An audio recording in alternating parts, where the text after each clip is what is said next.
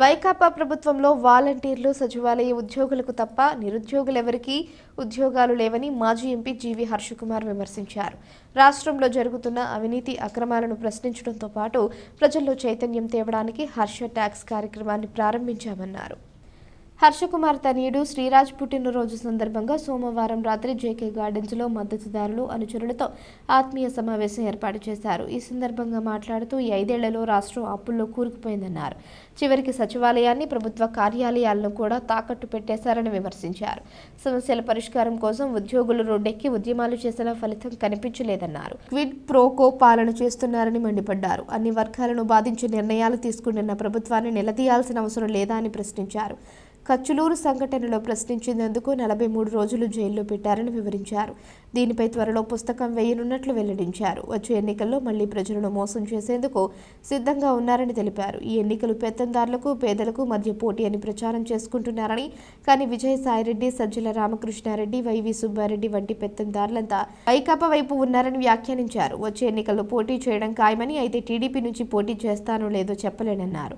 ప్రస్తుతానికి కాంగ్రెస్ పార్టీలో ఉన్నాను కానీ దూరంగా ఉంటున్నానని, వైసీపీ ప్రభుత్వాన్ని దించేయడానికి టీడీపీ, జనసేనలకు నా మద్దతు అందిస్తానని స్పష్టం చేశారు. ఈ రోజున భారతదేశంలో మనం సిగ్గుతో తలదించుకోవాల్సిన పరిస్థితులు ఏర్పడినాయి మన రాష్ట్ర విషయంలో. ఇటువంటి రాష్ట్రాన్ని అధోగతి పరిపాలన చేస్తున్నటువంటి ఈ ప్రభుత్వానికి బుద్ధి చెప్పాలంటే ఖచ్చితంగా ఈ ప్రభుత్వాన్ని దించివేయాలి.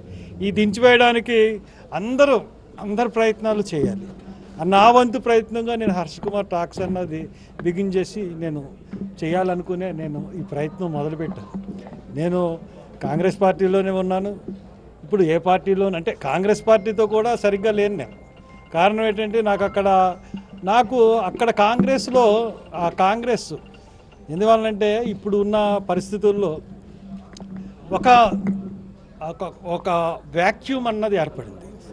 ఇప్పుడు అన్ని పార్టీలకి ఇప్పుడు రాజ్యాధికారం కోరుకున్న అన్ని కులాలు కూడా రాజ్యాధికారం కోరుకుంటున్నప్పుడు కాంగ్రెస్ పార్టీ రాజ్యాధికారాన్ని బడుగులకి అప్పగించే విధంగా ఒక స్టెప్ తీసుకుని ఉంటే కాంగ్రెస్కి అడ్వాంటేజ్ అయ్యి ఉండేది.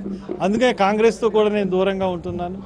బట్ ఈ ఫస్ట్ ఎయిమ్ ఎందువల్లంటే ప్రధాన అందరికీ స్వతంత్రైన జగన్మోహన్ రెడ్డిని ఎందువల్లంటే అందరం సమాజంలో ప్రతి ఒక్కళ్ళు కూడా ఇబ్బంది పడుతూ ఉన్నారు.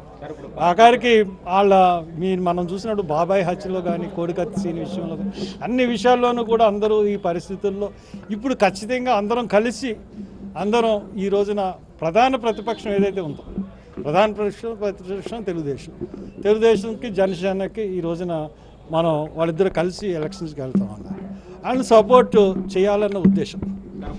నేను పోటీ చేస్తానంటే ఏ పార్టీ చేస్తాను అన్నది నేను కాంగ్రెస్లో ఉన్నానండి. కాంగ్రెస్తో సరైన సంబంధాలు కూడా లేవు. ఇంకే పార్టీకి వెళ్ళలేదు. కానీ పోటీ చేయాలనుకుంటున్నాను. మరి ఎక్కడ పోటీ చేస్తాను, ఎలా పోటీ చేస్తాను అన్నది మీరు అందరూ వేచి చూడాలి. ఎందుకంటే నాకన్నా ముందు మీకే తెలుస్తుంది. ఇండిపెండెంట్గా ఒక ప్రశ్న లేదండి. ఇండిపెండెంట్గా పోటీ చేసి ఓట్లు చీల్చి మళ్ళీ అది వేరే వాళ్ళ గెలుపుకి సహకరించే విధంగా ఉండకూడదు.